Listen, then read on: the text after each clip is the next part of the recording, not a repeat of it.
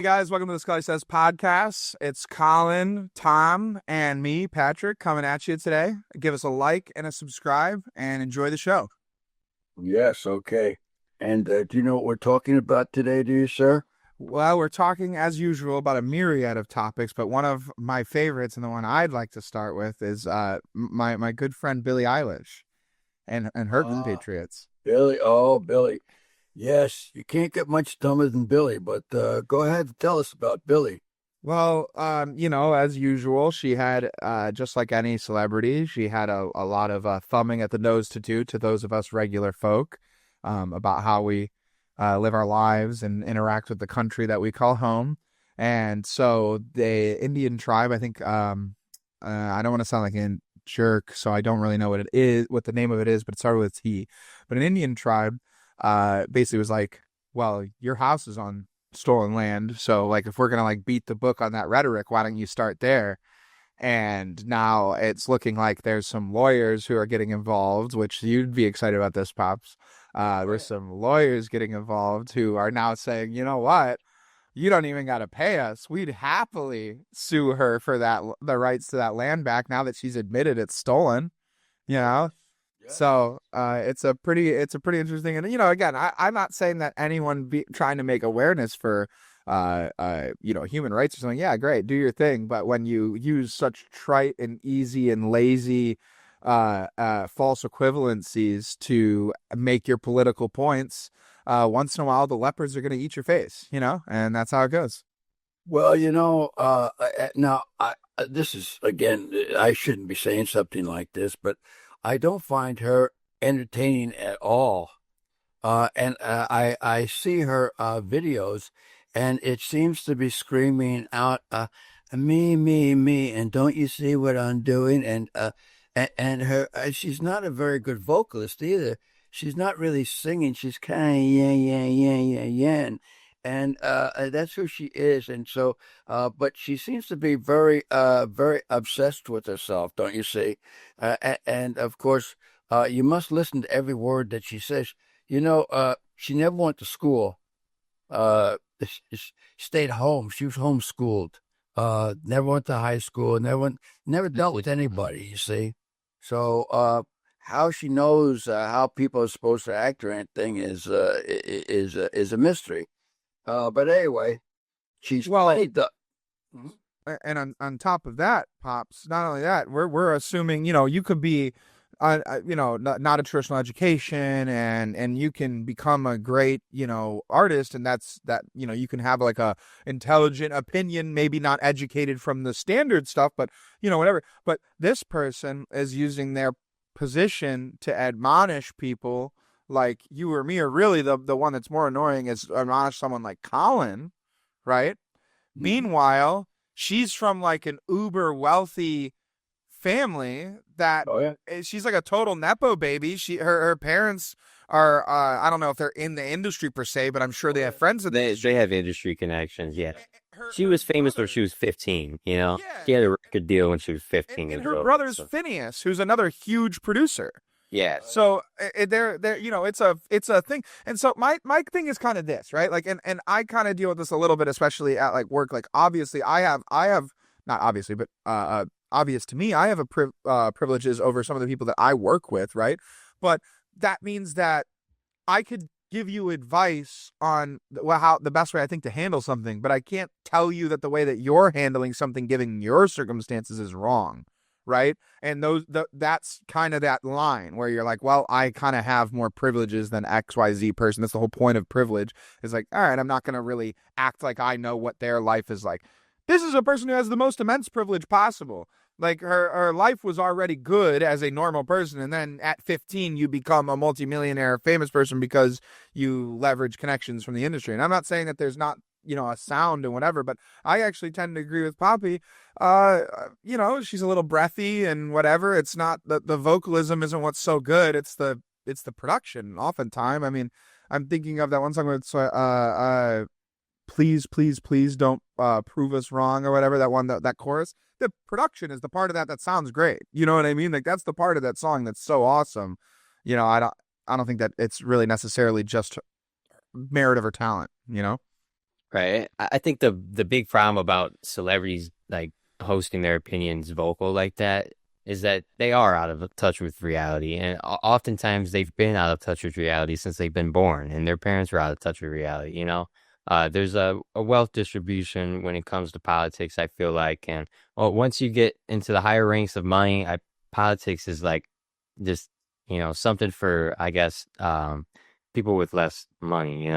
It's something for them to talk about, but something for like the average people to actually experience. Yeah, exactly. Yeah, there you go. That's a better put. Yeah. Well, Ricky Gervais, he said it correctly. I mean, and it's that was a few years back, and he said exactly what a lot of people think. Get up there, take your award, and shut the hell up, and get out of the way. We don't care about your political opinion. You're lucky if you got a high school education, which in fact she doesn't. And we don't want to hear how your opinion is, how the world should be run. Shut up, take your money, and sit down.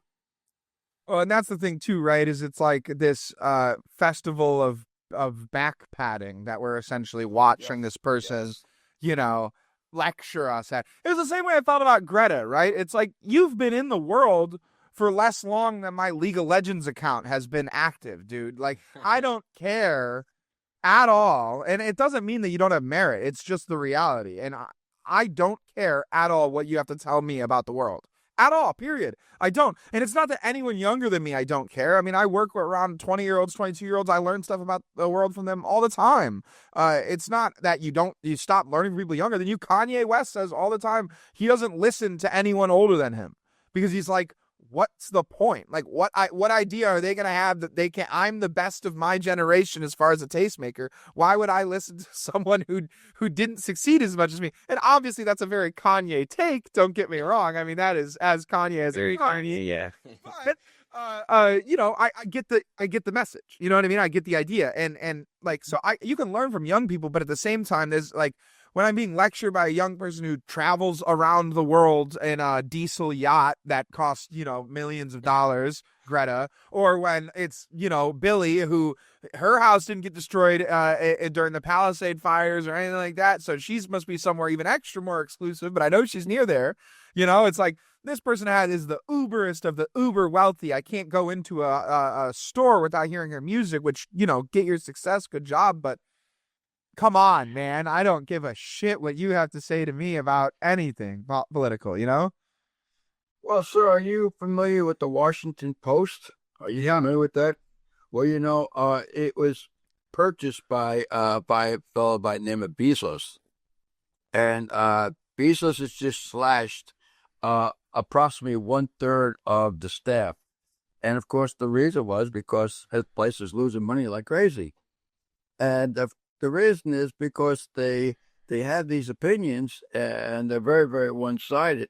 And so 50% of the population doesn't want to hear them.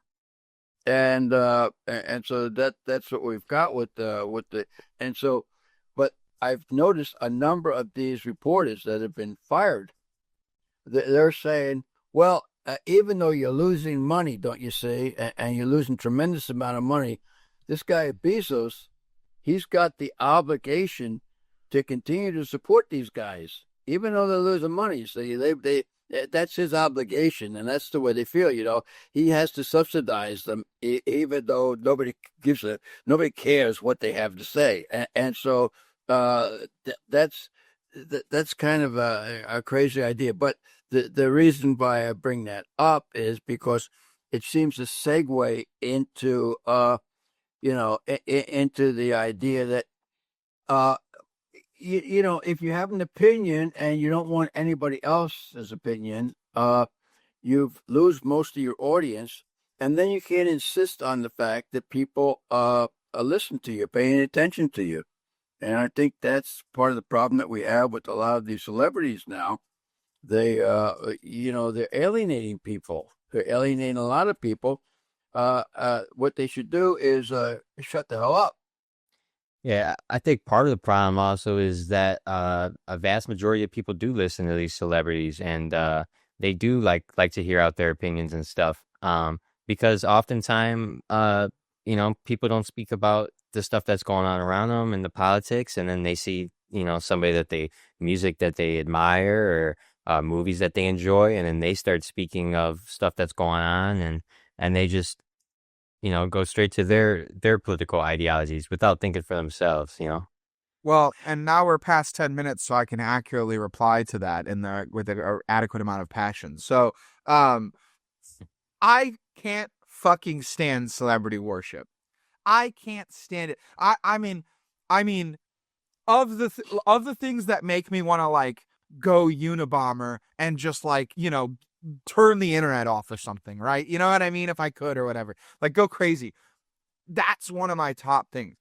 Parasocial relationships are so bad. They can be good too. Like there's people who like maybe are lonely, or like even like, let's take it to the most extreme thing, right? Like someone who's like bedridden. A parasocial relationship is very helpful for that person because they feel like they're like sidelined from their own life and they don't have any sort of interaction with other people. So having a celebrity send you a cameo where they're like, hey, blank, blank, blank, I hope you're feeling better. That's actually a good thing. That is actually the good version of this relationship where as people, your favorite content creator says, if you're feeling down, blah, blah, blah, and looks in the camera and talks with you, talking to you, right? That's that can be a good parasocial relationship. The problem is that goes to the point where the line blurs from this is something I consume to this is a person who's a part of my life.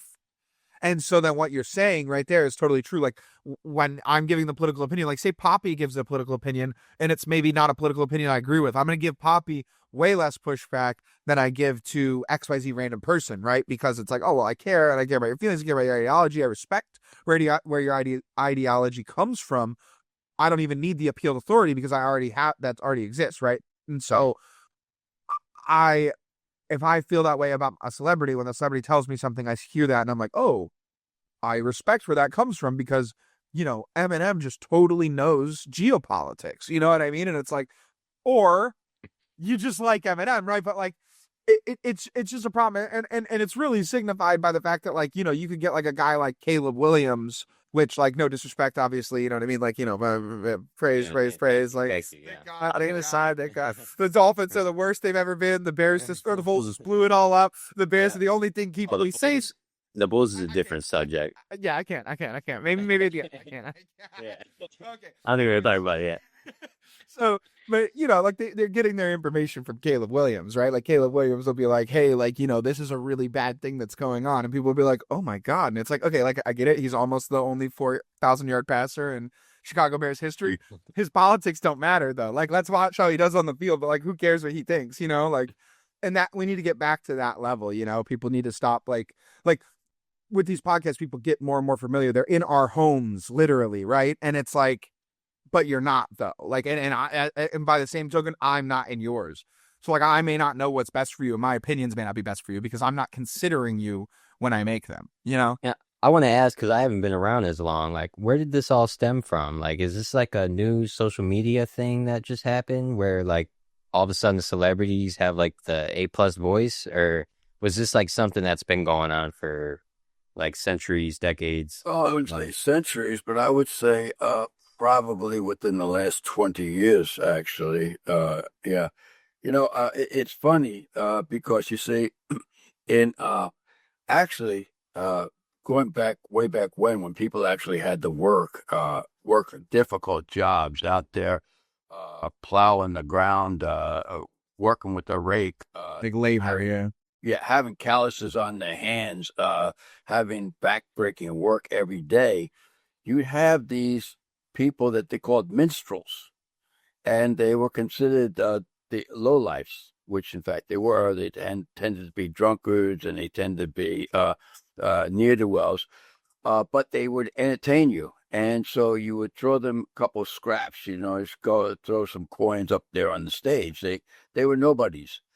But as time went on and we became more and more successful, we had more and more time on our hands, we were able to pay these people a lot more money. And so instead of throwing the coins up there on the stage, these folks now are getting paid millions of dollars for, maybe they work a couple months out of the year if they do that. And they become very, very lucky, and they're able to live a life that very few of us can think about, and they have yachts that they travel around the world on. They if they don't like it here, they go to another country. They buy another house. You had somebody like Ellen DeGeneres went over to England. She bought a house over there. She came back here. She says she's only here temporarily, but she buys a house for $27,400 or like that. But she's only here temporarily. She's going to stay here for the summer. So, we have these people that feel as though they're entitled, and we give them that, whether in athletics, whether they're in the movies or whatever. They're making a tremendous amount of money, and they're actually very, very far removed from the experiences of everyday people. I guess if you break it down too, politicians are really just popular people too at the end of the day, right? Like I guess Donald Trump wasn't really known as a political man, and some would say he's one of the most successful Republicans ever. I would actually say so. Kind of, but I think that, like, for example, Trump was, this is a history that's being rewritten actively, by the way, but if you went from like 99 to probably 2014, 15, whenever he like really started gearing up for his first run, he was beloved. He was a like icon. Like this guy, he wasn't in Home Alone because it was like, haha, funny New York reference, which of course that was also there. He was in Home Alone because people loved Trump. Like people thought he was a jerk. He was like an asshole. The Apprentice was like part of the fun of the show was he's like Gordon Ramsay, but that's kind of the 1-to-1. Him and Gordon Ramsay were in that retail space. Like they were kind of the same type of guy. So if you think about how people feel about Gordon Ramsay's one of those politicians or one of those people where you wouldn't care about his politics, but you wouldn't be surprised when he is politically aligned or has political alliances, right? Because it's like a guy who's established, who has a lot of money, who works real estate, blah, blah, blah, whatever, all that. So it's not surprising that he was political, but yeah, you'd be right. He wasn't super, super political. He was more Democrat really than anything. Right up until the Obama era, and then he started to become a little bit more Republican. But he was like a Clinton donor and all that type of stuff. Yeah. Well, the one bad thing about Trump, and if you don't like Trump, you don't like Trump. But I would say the constant with Trump was and is a promoter. That's basically what he's always been, is a promoter, a self-promoter pretty much. And what that's done is, so he promoted himself, he promoted his business, he promoted his buildings, he promoted his shows, and he was, people liked him for that reason. But when he got into politics, he did the same thing. He promoted himself. He did it quite successfully. But the problem with that is, and I don't really have a problem with him, but there are a number of other people that have decided, whether or not unconsciously, they decide this is the way to go. Yeah. And so there are a lot of these self-promoters out there that, have very little to say. I mean, AOC comes to mind. This other woman, her name escapes me right, Jasmine, whatever her name is.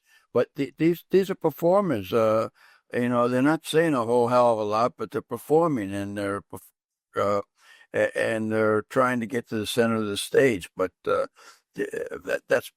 that's basically what they are, the self-promoters. Do you think this could ever happen again? We'll have a president like this? Yeah. I think actually I will like unequivocally say I'm certain we're going to deal with another one like this, because the only other opportunity right now, if we look at the landscape, JD is obviously going to be the right choice. Gavin Newsom's the most established left choice.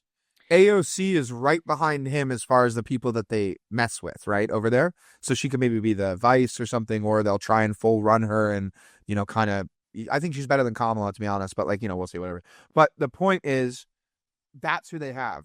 To me, they're going to latch on to any level of like their version of a Trump that they can, which may not exist yet, but we don't know what that is. I mean, That's what Newsom's trying to do every day, I feel like.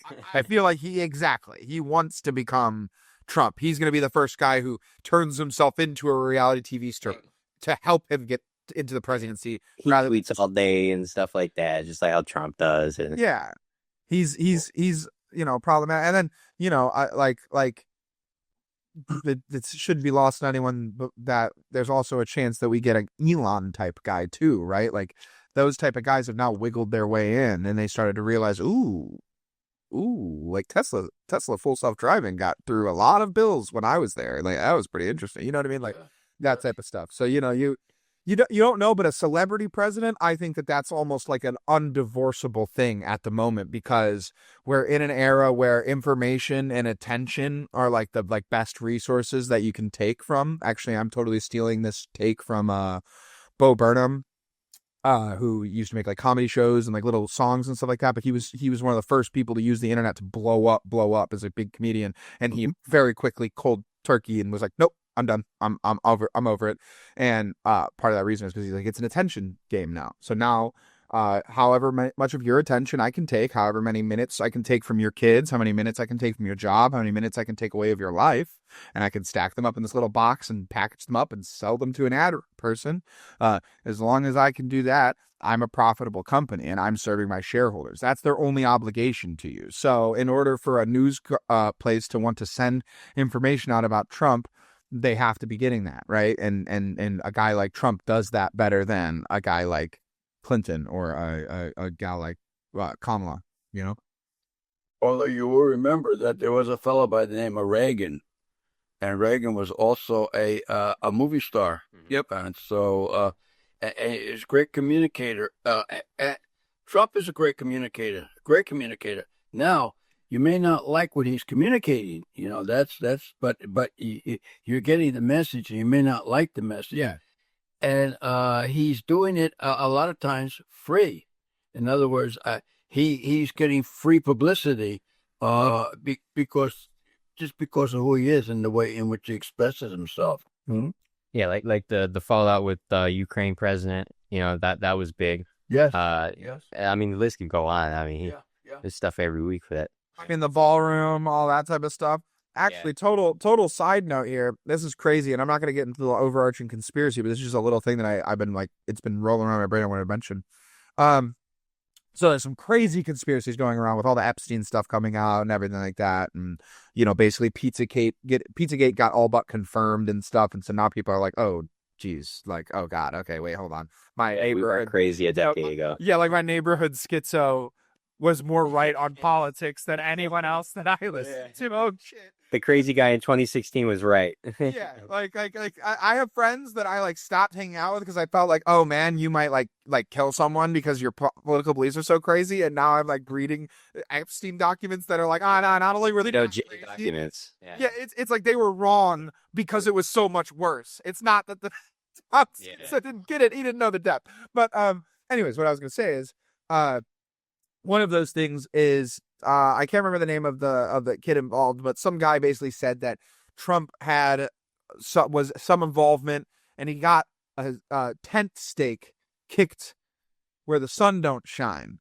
and so Trump's had some problems since then, right? And so I don't know. This is obviously none of this is whatever. This is all conjecture, but someone said that happened. So he got it kicked. Where? Whoops. Yes. Yeah. And so that happened. And when that happened, there was the kid eventually came out about it, I think like 15 years ago or something like that. And at that same time, the Trump stakes failed business happened. And so my thought process is how engineered could it be? Like, I don't believe this, but how engineered could it be that something like that happens, something terrible, and then when the person comes out to talk about it, you just throw a couple $1 million into a business, let it fail so that's your big when someone types in Trump stakes, that's the first thing they find, right? And, also side note, I'm pretty sure that it's the wrong spelling of steak, which just lets you know how stupid Americans would possibly have to be for this one to work. But we'll move past. But when you type in Trump steak, that it does that, and I just think that's interesting, like with how much stuff is like starts his schizo rambling and then becomes declassified actual government secrets. It's like, man, like, is that really like all there is to it? Like, does all this stuff happen because like people like are just like covering for their ego and they don't want this person to find out about that? And they don't want, you know what I mean? Like, how do, like, it's just, I don't know. It's so crazy to me. It's so mind blowing to think that that's like even a possibility, you know? Well, did you say or have something to say, Colin?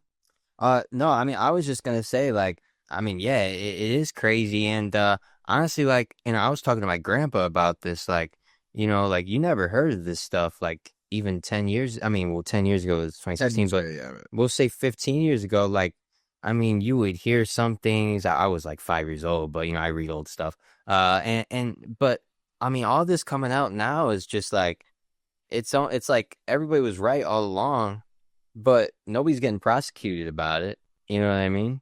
And nothing's gonna change about it. So we got all this information now, but it's like do with it as you will, because nobody's going to jail. Well, there's always been people that have always thought about conspiracies, and there are a lot of people just like the idea of conspiracies.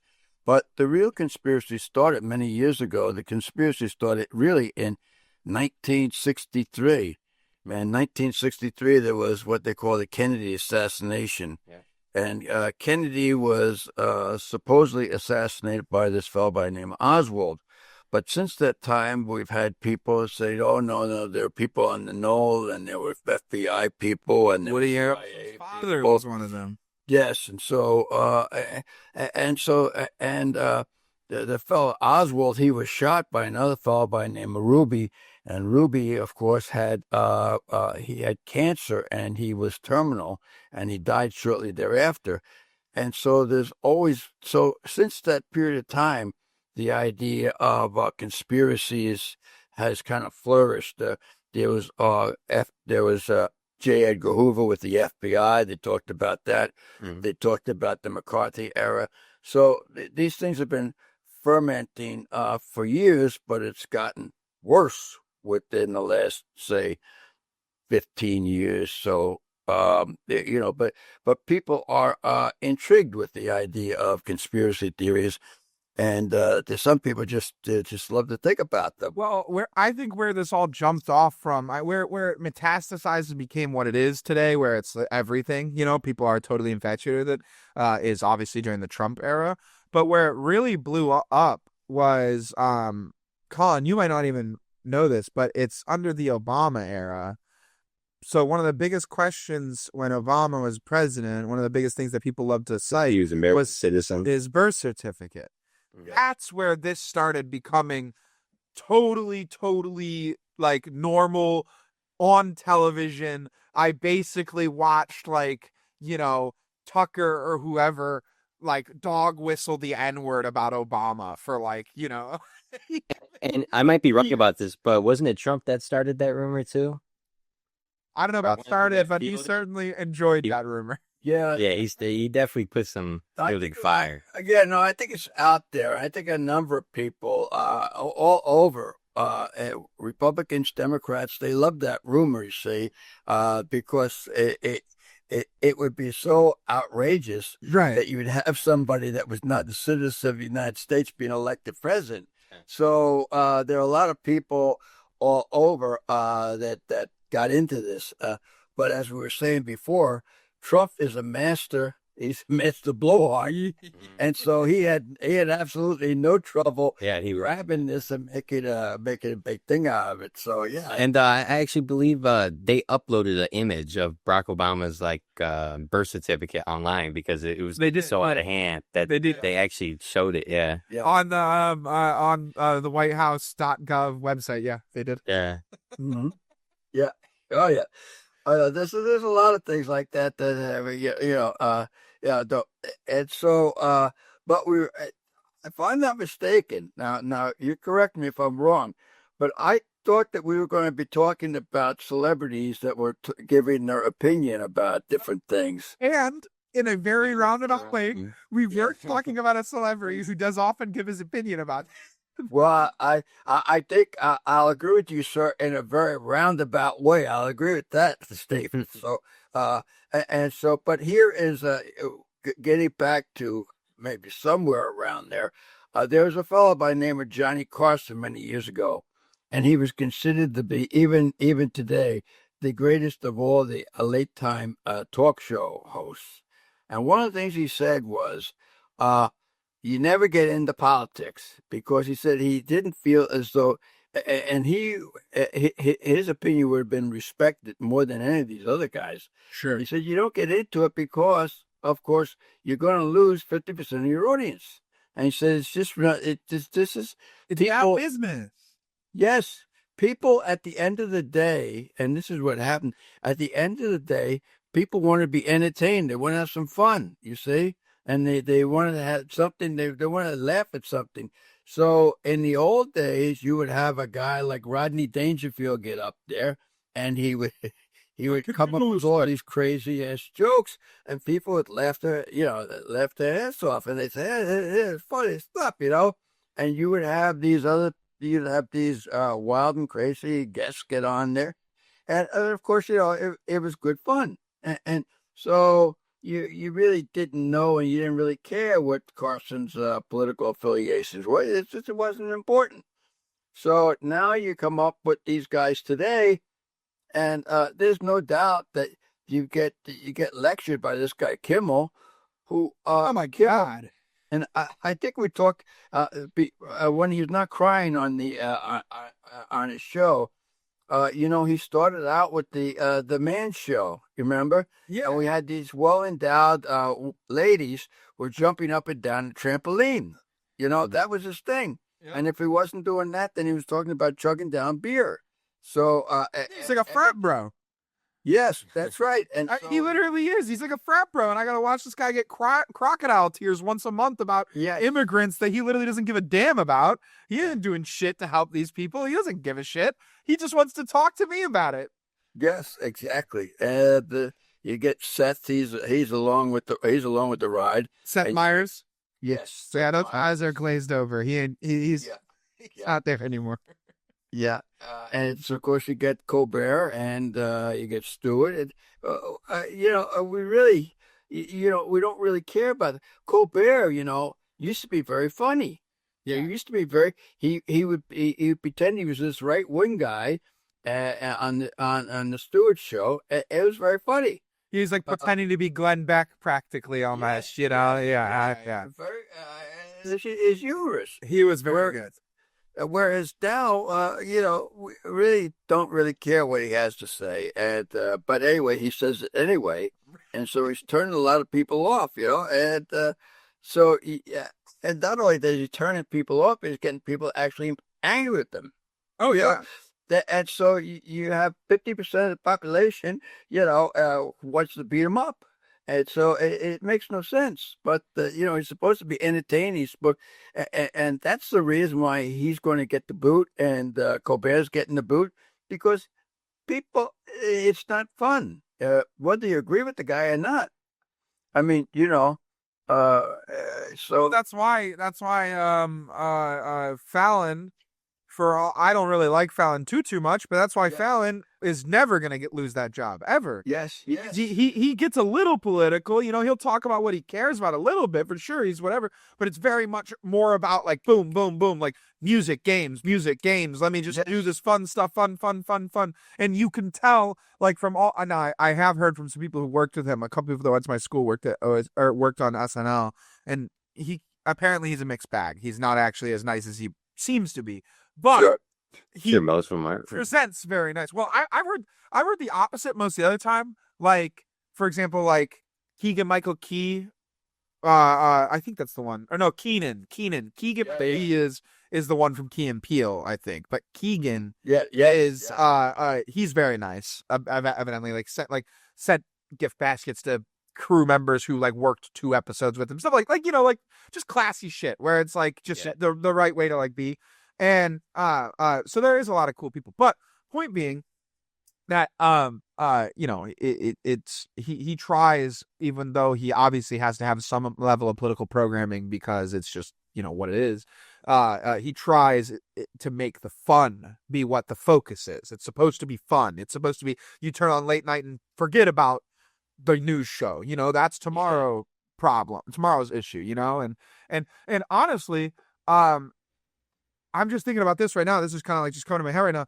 But this whole space was formed, like this whole space that we're in right now, this podcast space was formed by these late night talk show hosts. It's born out of that, because the late night talk show hosts kind of, as they were able to push the boundaries, then daytime was able to push the boundaries. Then you got Howard Stern. Then Howard Stern could push the boundaries on his radio show. And then you got Oprah. And Oprah wasn't necessarily a boundary pusher in that way, but as far as production quality and viewership and like clout in the like zeitgeist, right? Like Oprah kind of, every woman for from like whatever that era that Oprah was on television, like that was a very common show to see constantly on, right? And it's like having the unified perspective because everyone watches it, just like Rogan. Like these are the stepping stones to get to this that we're in right now. And I think that one of the things that people who create content in any space need to be aware of is like the way that you don't become the like news media, right? Or the way that you don't become that is by like not taking yourself too seriously.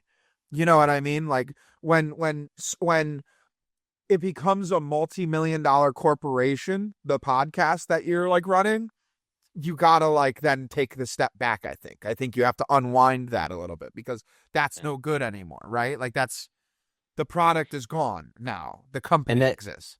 That sense could be lost in podcasts when they're multi-million. Like, I mean, a lot of people don't agree with Joe Rogan's podcast anymore just because he doesn't really have the same people he used to have on anymore. Most of the people he has on are people with similar ideologies of him and stuff like that. And I guess I lost my train of thought, but here, go ahead, Tom. My thought would be that actually the reason for the podcast was because of these late night people. You're getting this idea. You have somebody like Colbert talking, and you say, I don't agree with that guy. I don't like a damn thing he's saying. And so I think that was the beginning of the podcast. And so you have these people that would disagree with them. It gives them an avenue where they can come up with something else. It's the same thing like with the news. A lot of times you'll get the same news from the same outlets. So you'll get if you go to Fox, you'll get a tremendous amount of news coverage about right now about Guthrie. Whereas if you take some of the other stations, you get less coverage of it, and for whatever reason, and so people with the podcast, they may say, well, we've had enough of Guthrie, and there's something to be said for that as well, because I mean, this is one woman that's been she was kidnapped, right? One woman was kidnapped. You probably got 10, 15 kids that are kidnapped in Chicago last night. And nobody knows anything about them. Nobody cares anything about them. 2 or 3 of them are shot. Nobody knows their names, and nobody cares about them. No one cares. No one cares. Nothing's going to be done about it. No, exactly. And so you get this kid. He's 20 years old. He gets shot, and you have this old lady that's 84 years of age, and she's and she's in very bad shape. So she maybe got another year or 2 to live anyway. And they've got her on nationwide TV day in and day out, and people are obsessed with it. And the little kid in Chicago that had his whole life in front of him, he got snuffed out. Who cares about it? Well, and that's actually, sorry, Collin, that's actually one of those things that really got on my nerves. By the way, just a total side note here, I did open both CNN and Fox when you're talking about. Guthrie's at the top on both. But on CNN, the top post is racist video depicting the Obamas as merely Trump's latest ugly post. What important news.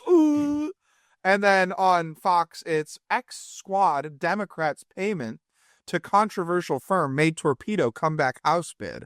It's about Rasha Mubarak. My only question is, who's Rasha Mubarak? Seems very, I don't know how she was getting into the White House, but seems like a very American-rooted person. Anyways, anyways, just to say the dichotomy of it. I mean, I also did the thing during when the George Floyd riots / protests, depending on, I guess, which side of the fence you stand on. Yes, sometimes you say riots, you rouse people. Yeah, people do get a little riled up by that one. When you would look back, peaceful protest. they were peaceful. They were super peaceful, unless you switch to the other channel, and then you're like, oh shit, that's someone's building. They're just burned Like down. that's yes, on fire. Like you could literally go back and forth, on CNN versus Fox. My dad was doing it. He was doing previous channel, just like going back and forth during it. He was like, look at this shit. Like, it's like fake. This is like not real. We live in idiocracy. Like, look, like, like it's not real. It's totally just like whatever, Anyways, what I was going to say though is, I feel like when we're talking about, like media literacy, or we're talking about the idea of garnering attention, gathering attention, basically like, hosting it and squatting on it, whatever, that's a resource. And, like the idea of like being the birth of podcast and everything like that. I think I kind of want to circle back to something you said earlier. Will we have another president like a Trump? I think that a podcaster as a president is going to be the most likely type of transition that you're going to see. That's He what like you're going starts off as a podcast. To me, I have a choice. I got a chance. Exactly. No, exactly. But I mean, I'm serious. I do think that that's going to be the next thing, because we're not unwinding the way that the internet's been working, and like people, for better or for worse, are getting more and more information on these candidates from like the time that they're like 15. Like, not that this guy will be a candidate, and he may be a fellow Chicagoan, so like we can like shake hands at a Bears game, but I'm not interested in most of his rhetoric. But like Nick Fuentes is the type of guy that people say that about. You know what I mean? Yeah, I was gonna bring him up as well. But a lot of his takes are like really not politically correct, and the problem is when you're on the internet and you're young. I think you start when he's like 16 or 18 or 15, something like that. 16, You somewhere around college, and you're saying these things, and then when you turn 55, 60, and all of a sudden you want to run for office, all this stuff's gonna come back up. Yeah, that's the well, the fear, of course, is that people just don't care, and if it's the stuff that Fuentes is saying that people don't care about, I'm starting to shift on the political spectrum. I'm ever so slightly left, if that stuff. Yeah. Because I mean, for me, the biggest problem about it too is like, dog, you're half Mexican. Like, relax. You know what I mean? Like, I'm 19, and I know like a lot of people that genuinely like look up to him.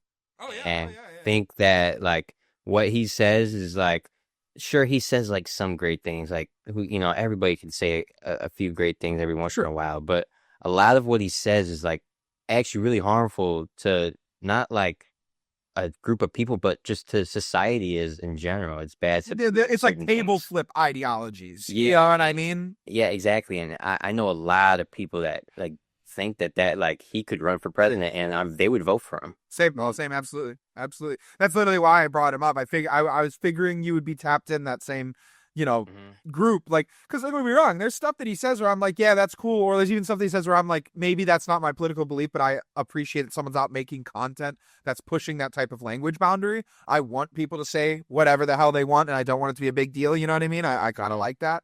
But yeah, the problem is this, it's steamrolling towards like this like large group of people, particularly white guys like 15 to like 35, that are starting to be like, ooh, like this guy's kind of cooking. And it's like, well, hold on. Whoa, hold on.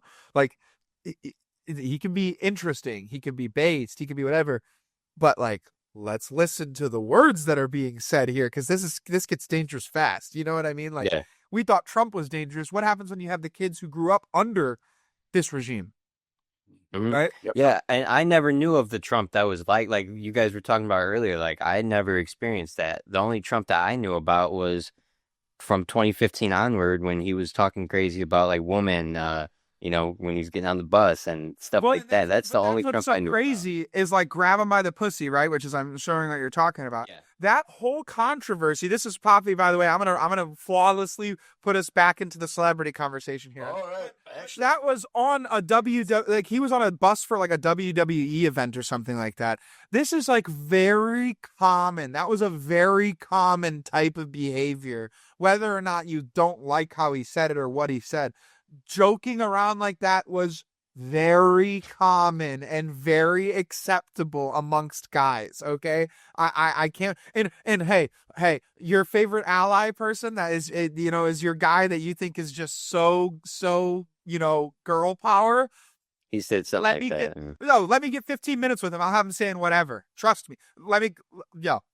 Trust me. Okay, like it's easy once you get around the boys. Anyways, but that was the thing about celebrity at that point in time is celebrities were people who would say something like grab him by the pussy, and if he wasn't running for president, people would have been like, idiot. You know what I mean? And that would have been all that is to it. But now it's like, I Playboy Cardi says grab him by the pussy, and it's like, well, that's very misogynist, and borderline homophobic. And I think there's a little bit of ableism because you're able to close your hand to grab. So, I don't really know, but there's a lot of isms there. Like that's how it's reacted now. And it's like, back then people didn't care, but I'll give a little bit of credit to people now because now your favorite celebrity could become your president at some point in time. Yeah. But Bobby, one thing I wanted to ask, you briefly touched on it, but so we're on the topic of celebrities really speaking politically, whatever. How did Reagan make that transition? Was it corny? Like, did people think he kind of was stupid and sucked for it and not take him seriously? And then when he did get in, was the conversation now like it is now like, oh, you're just an actor, shut up, Yeah, it was kind of like that. And actually, there was a guy before him, I think his name was George Murphy, who was a kind of a dancer and so on. And he kind of he got into politics a little bit in California. And then Reagan started running, and he ran and he became governor of California. And so that's really, and California did relatively well with Reagan. You also had Arnold at the time, right?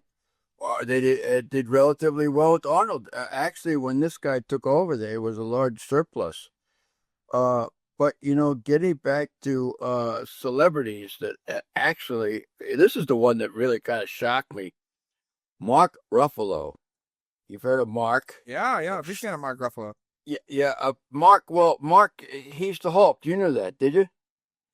Well, he's the Hulk in all of the MCU movies. The original Incredible Hulk is actually, the modern one is Edward Norton. He was in the 2009 movie. Yes. Sorry. So anyway, there he is. And so his political opinion is, you must listen to him, don't you see? And so he has, he is told Mr. O'Leary, Kevin O'Leary. Kevin O'Leary, that's my boy, Mr. Wonderful. Mr. Kevin O'Leary is a multi-millionaire. He's made a lot of money. I mean, the guy is. You got to put a B on it. Multi-billionaire. Yeah, there you go. He's kind of a Trumpy kind of character, but he doesn't care to get involved in any of this stuff. He's a little bit more low-key, but he will tell you what he thinks without being bombastic, and just say, well, you're full of crap and let it go at that. He's brash, but he's kind. He's the flip side of the Trump coin where yes. Trump could see someone cry and stay stoned. I think Mr. Wonderful is the type of guy who doesn't want to, he would rather shake hands and walk away from something disagree. But anyways. And of course, he was on the same show with Mark Cuban, who's a completely different show. And another multimillionaire. But at any rate, you got this guy Ruffalo. He is critiquing Mr. O'Leary, telling Mr. O'Leary he can go shove it or what have you. And I'm thinking to myself, other than being the Hulk, I mean, what kind of credentials is this nincompoop have? I mean, who is he to tell anybody anything? I mean, he's not even going to tell me, he's not even going to tell me who's running for... Not even the Hulk in the best Hulk movie, man. No, and then he says to people, he says, and if you're going to vote for Trump or you think Trump is all right, get the hell away from me because I don't want you following me at all. He told people that. He said, anybody that's not a Democrat, I don't want you following. So this is an idiot. You've got 100 people in the room, and you're telling 50 people, I don't care to hear it. It's the echo chamber. They live in an echo chamber. People like that, they live in this like reality where they're like their politics tied with morality bullshit actually buys them something, And they constantly want to be on the right side of history, on the right side of the people's mind. because I mean they're constantly looked at all day too. Yeah, they'll do anything to be on the right side of history except for be on the right side of the aisle. Yes. Well, yeah. I mean, but it's funny, and this goes for both right and left. But no matter how egregious somebody's conduct is, they'll be supported. So if you got some guy like Biden, they'll say, "Oh no, no, this man was sharp as a tack. He was doing the work. He was doing the work of 5 men. I mean, it was unbelievable. 3 o'clock in the morning, this guy was still going like crazy. Where everybody says, "What the hell are you talking about? The guy's taking a nap at 2:30. I mean, he's napping for 2 or 3 hours, and he's spending most of his time down there in Delaware. And then, by the same token, you have somebody, you have some right winger doing something completely outrageous, and and the Democrats are jumping up and down about the guy. Oh, that's all right. I mean, yeah, he made a couple of mistakes, but and I just want to interject. One of the things in the in the newly declassified Epstein files was actually that Joe Biden got killed in 2019, and that wasn't Joe Biden who was the president. So just to muddy the waters even further, because that's one of my favorite things to do. Technically, that may not have been Joe Biden. You know what I mean? Who knows? Well, when my name pops up, I want you to completely ignore it. Do you understand me? It was different Scully. It was a Scully on the Mulder files. That had nothing to do with me. Now honestly, I'm worried that my friends' parents are all gonna be in the next batch of things because it's getting closer and closer to Columbus, and I'm like, geez, did I just live in clown world over here? What's going on? What we're the next Minnesota for the immigrants, and now we're the central argument for the Epstein files. A billionaire, pedophile has his name on every single building that is OSU branded. You know what I mean? And it's just, it's crazy. You even have my brother is a little bit embarrassed of his degree right now because of it. He's we're was that university or something? Oh, is that right? Wexner's a multi-billionaire benefactor. Yeah, he lives in New Albany, which is a suburb of Columbus. He's basically a huge donator to Ohio State. Now just to give you an idea, Ohio State, the most beloved sports team in our state, including our 2 pro football teams and our 2 pro basketball team, all that. It's the most beloved sport. Don't get it twisted. It's the most beloved team. They're sponsored by Les Wexner, celebrated pedophile, and Anduril, nuclear warhead development company. So it's a little bit of an interesting time when we're so literate about we're so media literate about oh, this money goes here, and this is who's funding this, and this is who's funding. Everyone can connect these dots a little bit easier than they used to be able to, but it's not as whatever. But I did want to say something, circling us back towards the celebrity thing. So Mark Ruffalo, that's another one of those examples. I don't know if you remember, Pops, but it was a huge argument. I want to say it was, I can't remember her name, but it was the blonde lady who's on Fox. She told LeBron, shut up and dribble, years ago. This is years and years and years ago. Oh, and that became some would say that became a very hot button issue at that moment. It was whoa, how dare you? Whoa. And I think LeBron. Yeah, well, it was don't say that to any basketball player. We want to hear what basketball players have to say about politics. And it's did we? And the equivalency that was always drawn was well, Bill Russell was, one of the most important people to the civil rights movement. Yeah, because Bill Russell actually fucking dealt with something. We're talking about LeBron's been here since he was 18. Yeah, Bill Russell was getting paid $5,000 a year. He's doing 6 jobs and a punch in the back of the head to play them. He genuinely had to go through stuff to play that game of basketball that you wanted to play. Shit in his bed and on the walls of his hotel room, and they would chant the N-word outside of his window. Bro, if bro wants to lecture me on politics, I'll take it from Bill Russell. I mean, rest in peace, of course, but I'll take it. But when it's LeBron, it's dude, you've been rich since 18. I'm 10 years younger than them. I hit 12 years old, and I was wait, LeBron's been richer than me my entire life, and he's lecturing me about being from the projects. I don't give a shit. I don't give a shit at all where you're from. I don't care. And the reason I don't care isn't because it makes your point less effective. It's because it doesn't make your point more effective, you know? Like, oh, I'm from XYZ place, therefore, yeah, that matters if we're talking about sports teams or places to eat, okay? It doesn't matter where you're from when we're talking about political ideology, because political ideology is just that. It's ideology. It's theory, right? And so, like, when I'm listening to fucking Billie Eilish talk to me about XYZ, the reason it's annoying is not because she has a political ideology. The reason it's annoying is because she's implying that there's some morality attached to it, and that everyone who's not following her, like, super trite version of morality is a bad person. Meanwhile, everyone else understands the realities of life, that, like, hey, guess what? This person can't think about the fact that that land was owned by Indians 1,000 years ago, because they, like, have to worry about putting one foot in front of the other, so they, like, get to work, get home, getting food on the table for their kids, and go to sleep and start all over again. Like, there's a large portion of the country who lives fucking horrible, miserable lives on their day-to-day, and they are very aware that they suck more than ever because of social media. And I still have Mrs., you know, have anything she could want in the world, any house she want, any cars she want, any whatever, saying, well, that bench you're sleeping on, you know, that was Indian land at one point. Shut the fuck up. Like, just shut the fuck up. No one cares. Again, if your opinion is past the 7-minute mark.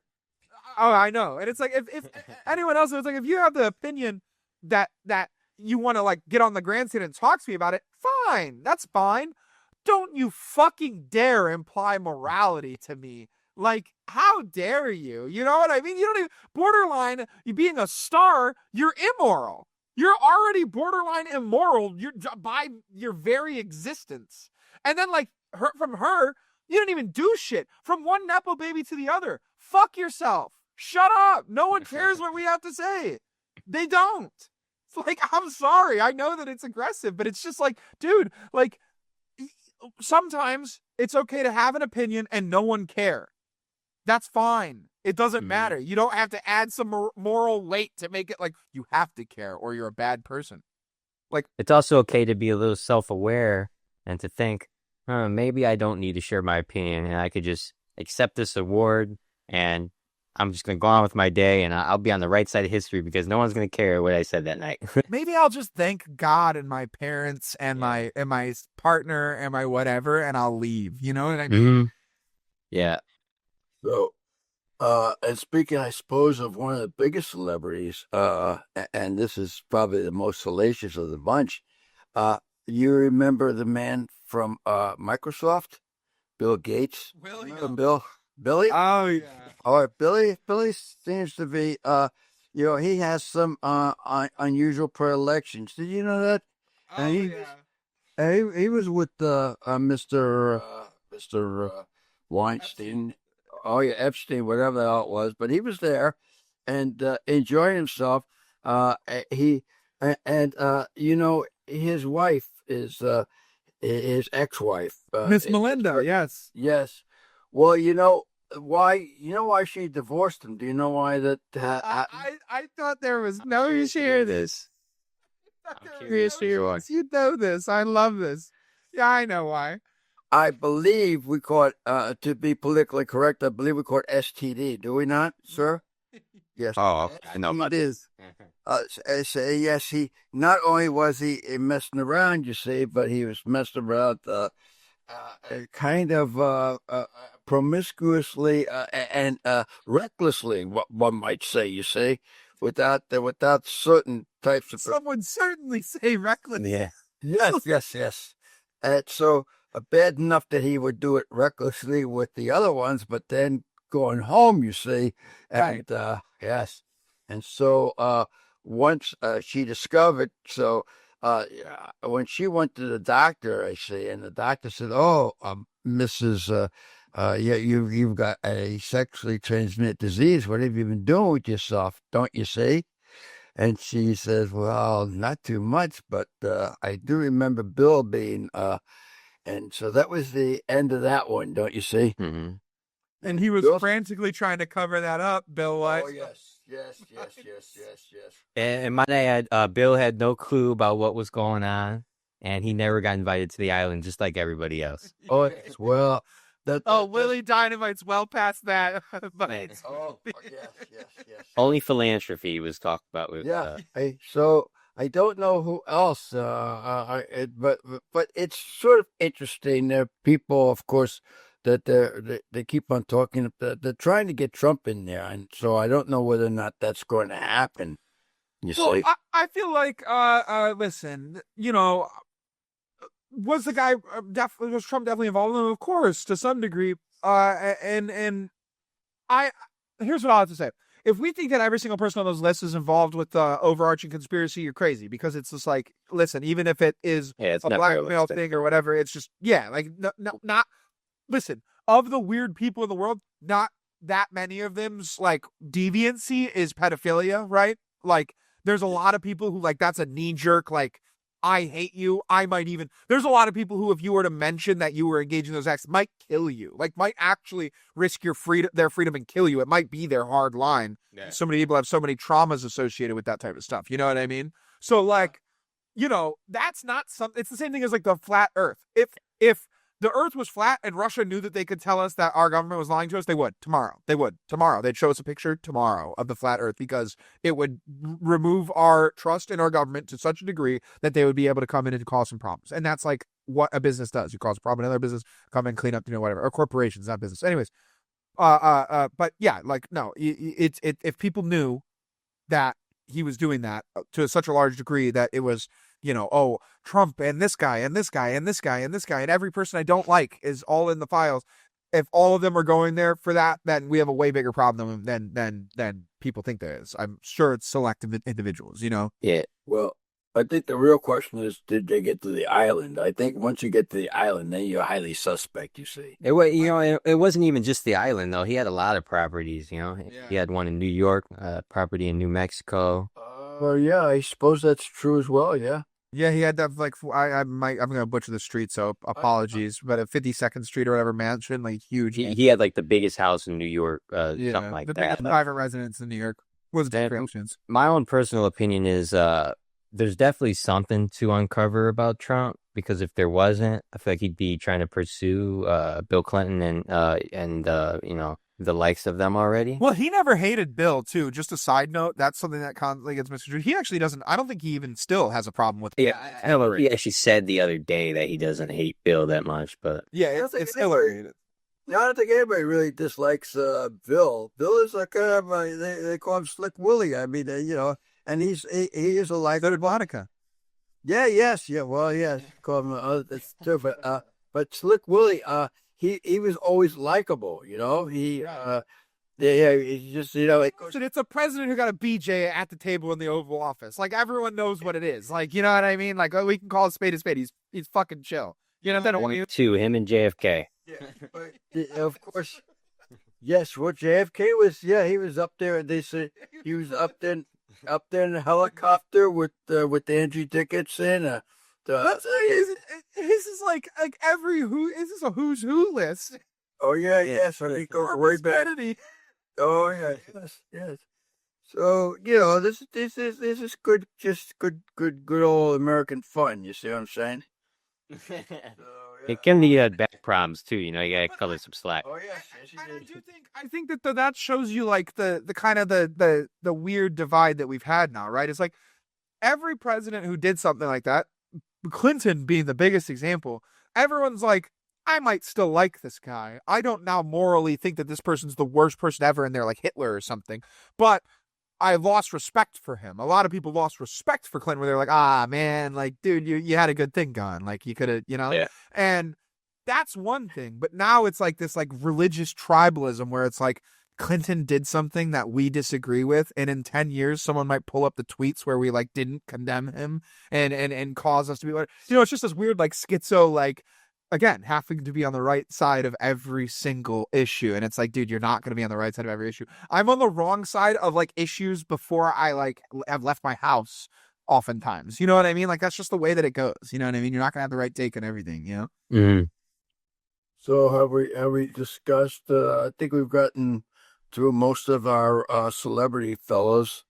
Yeah, They're not there was one other George thing. Clooney, of course. There's George. George is he's become he is a citizen of France now, and I believe something about Canada as well. So he's kind of all over the place, don't you say?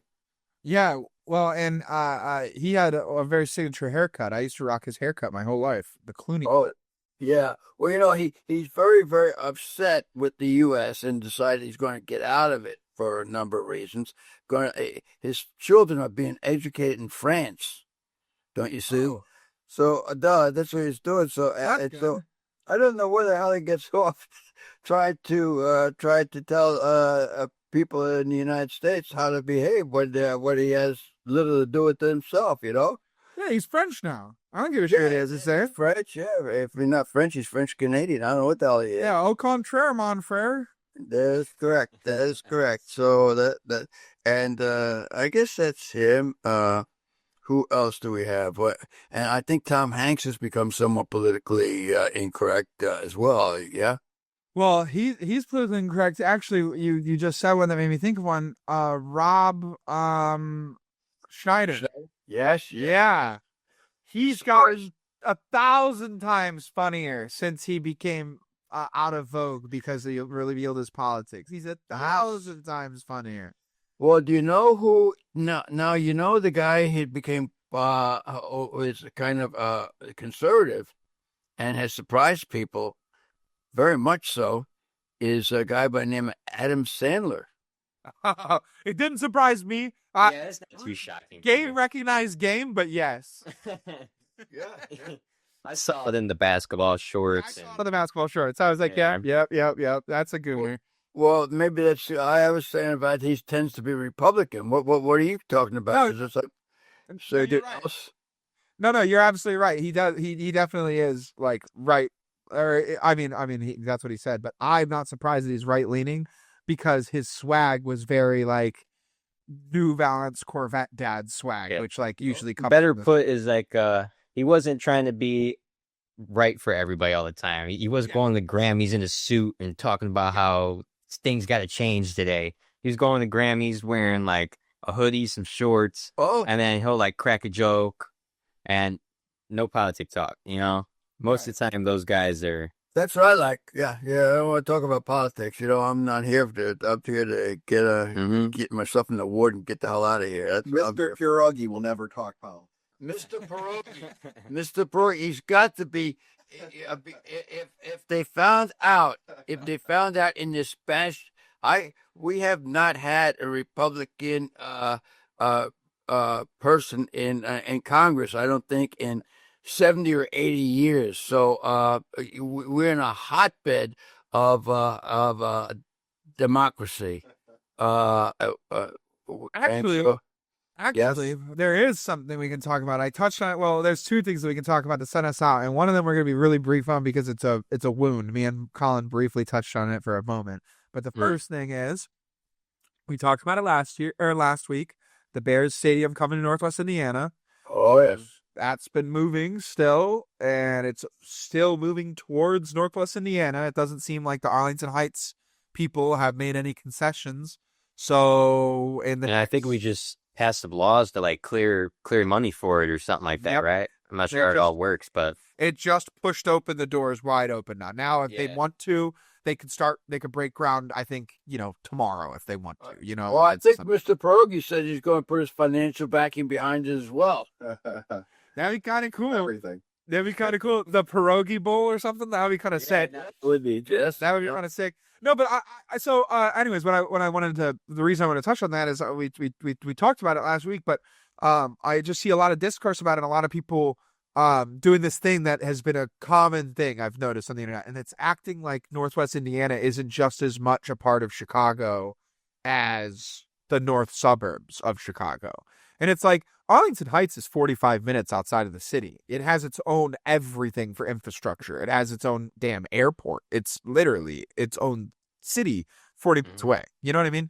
And that's not to say that they're not Chicago. They are. That's a part of Chicago too. But that's how big Chicago is. So when you're talking about Hammond and Gary, you're talking about being by the dunes, which are 25 minutes from the city center. And you could see the skyline skyline. visible. Yeah. Yes. It's just one of those things that it gets really irritating. And it really reveals who is a Chicagoan and who's not when that discussion's happening. So I guess if anyone's listening to this and they're ever like confused, just know no normal person from Chicago or the south suburbs is looking at a trip to the Indiana Dunes to go to the Bears thing like it's the worst thing in the world. The thing that people are mad about is it leaving the city. No one cares if it. Soldier Field's very iconic. Yeah, It's a great area. Like they should we're- just I put a feel it's dome on. perfect. They should just like Just don't. even like or keep it there and then build something else next to it. You know what I mean? I think it'll stay, and I think what actually might be It's gonna interesting. stay. It's too iconic. I assume the Illini will go play there, or Northwestern. I assume one of the probably not Northwestern, probably the ones in Champaign, the Illinois. Western is Ryan Stadium. Yeah, theirs is too far away, and it's a nice stadium. But the Illinois stadium is okay. It's pretty good, but I think that they like playing in Soldier Field when they get the chance to. So that we might see them. I mean, probably the Chicago Fire will play there and stuff. You know, whatever. There'll still be games. Yeah. My thing is, listen, I get it. You want the money to they want to do the casino. They want to make a bunch of money from having the casino and everything like that. Can't they have something right on across from Grant Park? Can't they turn one of those buildings into a big casino, resort, Would whatever? that not be the best place to put it? Yeah, like and then you make this really dope green it's already there, Grant Park and Millennium Park. You have this dope green space between the stadium's area, the whatever, and which is essentially a glorified business park, and the city. When you have that nice little green space, then it's like all these picnics, people playing with their dogs, throwing frisbee, doing whatever. It's this like whole summertime shy vibe that Chicago works really hard to have. And then when it's the winter, it's not that far away, but you're still in the city. So it's now like people coming to town, they're staying at the hotel that the McCaskies built, whatever, and it's right across from Soldier Field, right across Grant Park from Soldier Field. That's not a bad, to me, that's not bad, and they could own that land. The whole deal is they can't own the land that Soldier Field itself goes on because Friends of the Park and all the other stuff, like the parks and the waterfront of Chicago are for the people, not for private, development. But I just don't, I don't understand for the life of me. It's like, why not just make the compromise? Like, why would you not want to be in Chicago? Like, Soldier Field is like, there's a list of iconic stadiums, and it's like Lambeau and Soldier Field are like the ones that are right here in that conversation, like, and it's sad. I don't want him to move either. I still, even though Northwest Indiana is about as convenient as it could get for me, it's still sad. I don't want it to happen, but it's not as bad as people are making it out to be. You know what I mean? Right. Okay. The brief thing I was going to talk about is I don't know how that you suit up an NBA basketball team with 7 point guards. I'm not sure how 7 point guards fit into the play. Not aware. I was losing my mind from February 3rd to February 5th because every day we would lose somebody valuable. Yep. And we trade it for a second round pick and 2 more guys that are under 6'5". And we gave one of the second round picks back because Kobe White had a calf injury that we all knew about because he was out for his calf injury when we traded him. You know what I mean? But apparently Charlotte didn't get the memo. So we gave back a second round pick. And best part of the whole deal, best part of the entire situation, we gave away Io for what? A ham sandwich? A firm handshake? A guy from Chicago, of Chicago, bleeds and breathes? Well, honestly, I'm tired of us picking the Chicago players. We need to stop getting people that are going to fill up, seats at the United Center, and we need to start getting winners. I feel like we get a lot of the Chicago natives, Indiana natives. They're all point guards. They all sell tickets. They're all interesting. They do flashy moves and stuff. They play like 10 minutes a game. 6'4", 6'3". Then the next 6'3" guy comes in and plays his 10 minutes. I think I don't know. What's his name? Quick enough for Buzelas. That's the Yeah. ones we should ever pick them when they're hometown. Exactly. Right. Like Obvious pick. Mm-hmm. And Io's good too. But I just feel like ever since Derrick Rose, we've had this copy and paste thing where it's like, oh, this guy, he undrafted. Let's get him out of Chicago, Oh, he's from Illinois. Oh, he's Chicago. Oh, he grew up here. Oh, he grew up there. Oh, Anthony Davis is getting traded. It's a terrible trade. We're still going to be in the trade talks because he's from Chicago. Yeah, I'm tired of it. And really why I wish I got honest too. Oh my God. Yeah. Like what, whatever. But like I'm fine with him not doing any of those moves. But my thing that really irks me is This is the Chicago fucking Bulls, okay? This isn't the Washington Wizards. This is the biggest team in the only undivided large market in America, okay?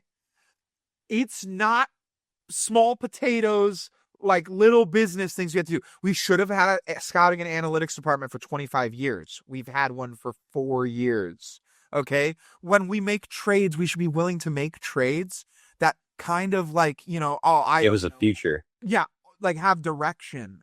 Like trade them all of the players to one team for a bigger package, or sending them all to things for less actual players and for more whatever. There's a way to do this and there's a way not to do this. Right now, you're seeing, in my opinion, the way not to do it. I think that next year they're going to do another half-assed, let's throw a bunch of guys around. Yeah, around Giddey and Matas, and it's like, oh well, and I don't get me wrong, Ivy, that was a savant deal. That's where Acme works really well. AK Arturas Karstanovas, that was good. Jaden Ivey was a smart deal. Anthony Simons probably a good deal too. But very similar players though. Yeah, well, but bought low and gotten off of bad contracts for us. Sorry, Pops. I know we're. No, I was just going to say that, sometimes you don't appreciate something until it's gone, For sure. There's this little fat Jewish guy. Everybody made fun of him. Talk about Jerry. Jerry Krause? Jerry Krause. Yeah? Yeah. I'll tell you what. If the Bulls would be a hell of a lot better off if Jerry Krause was. I said that the other day. I was like, I would revive Jerry Krause, and I'm a Jerry Krause hater. I would revive Jerry Krause. Krause, all the Bulls made fun of him. He would go on the bus, and try to give high fives to people like Michael Jordan and Scottie Pippen and everything. Get the hell off the front of the bus. We don't want to deal with you. But nonetheless, they said that they would go to these places in Missouri or Iowa. They'd see a high school basketball team, and there'd be Jerry Krause up there on the up there in the bleachers watching them. People forget. Solon scouted every single player on that Bulls team, and it wasn't. Solon did scout every single piece of that team to build it.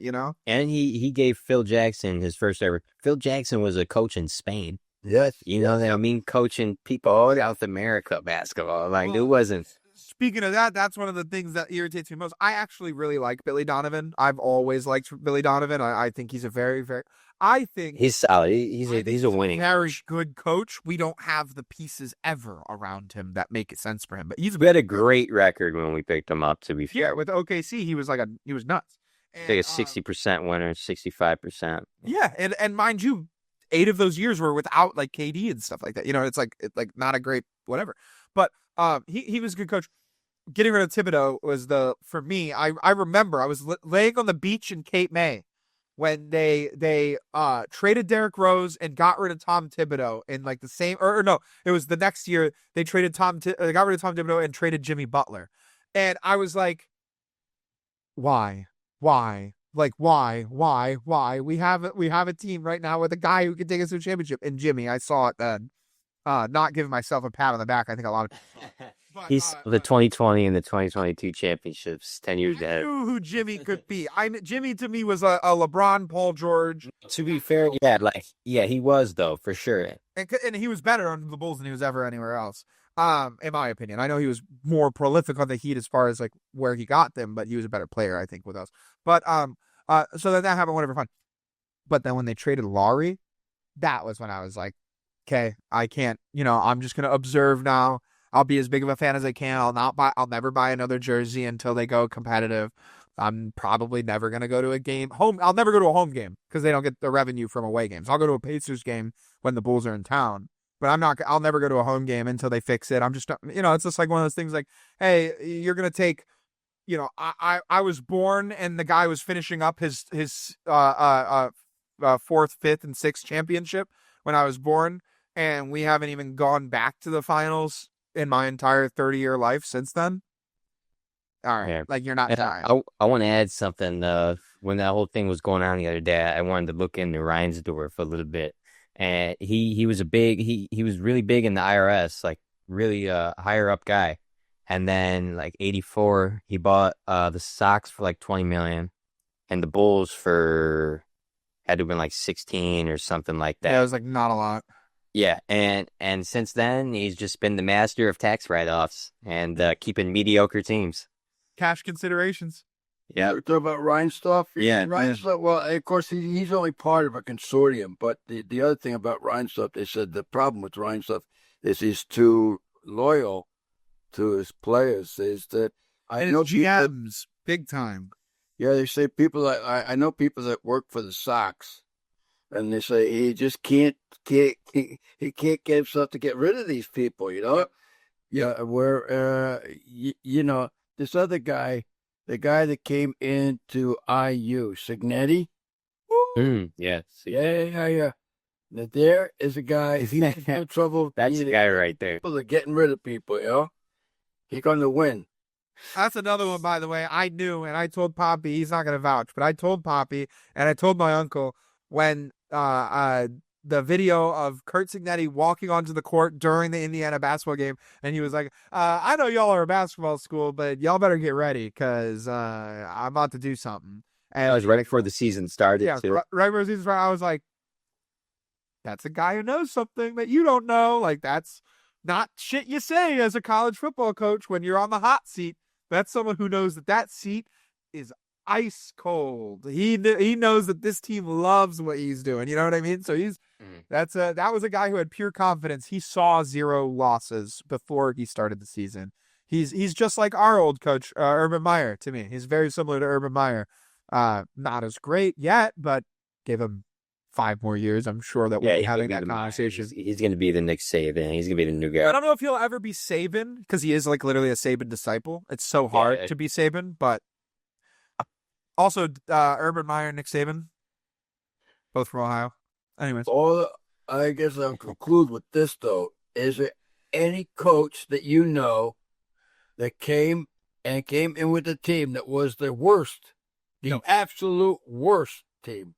They couldn't play with the girls' basketball team on a football field and turn this by Rutgers. That's right, and turn this team around. And actually, the first year turned them around, and the second year won the championship. It's I can't. Competitive in 1 year, champions in 2. What the fuck? Yeah.